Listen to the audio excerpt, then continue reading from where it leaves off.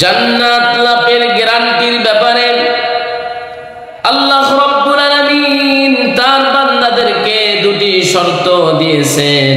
এই দুটি শর্ত যদি কোনো মানুষ, কোনো ভাই, কোনো মুমিন, কোনো মুসলমান আদায় করতে পারে, পালন করতে পারে, ওই ভাই, ওই মুসলমান ভাইয়ের জন্য, ওই ব্যক্তির জন্য জান্নাত যাওয়া সহজ হয়ে যাবে।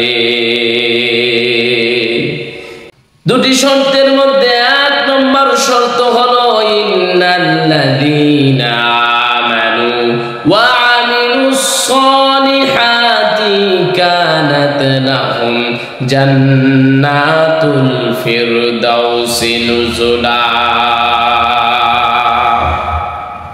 আল্লাহ রাব্বুল আলামিন বলেন, নিশ্চয়ই যারা ঈমান এনেছে এবং সৎ কর্ম করেছে তাদের অভ্যন্তরের জন্য আমি আল্লাহ রেখেছি জান্নাতুল ফিরদাউস।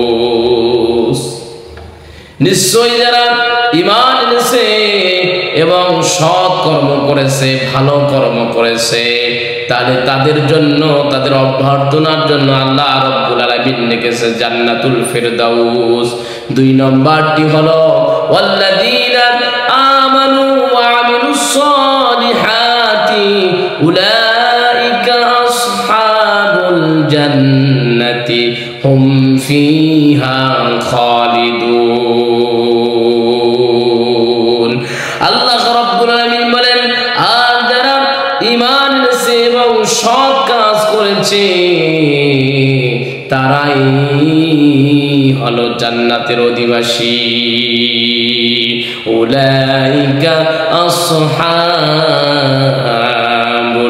জান্নাতি হুম ফিহা খালিদুন। হুম ফিহা খালিদুন, আর তারা চিরকালের জন্য সেখানে থেকে যাবে, চিরদিনের জন্য জান্নাতের মধ্যে থেকে যাবে।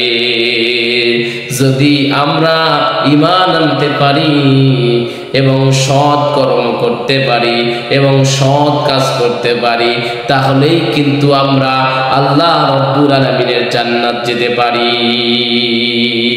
সংক্ষেপে হলো, দুটি শর্ত পালন করলে আল্লাহ রাব্বুল আলামিন তার বান্দাদেরকে জান্নাত দেবেন।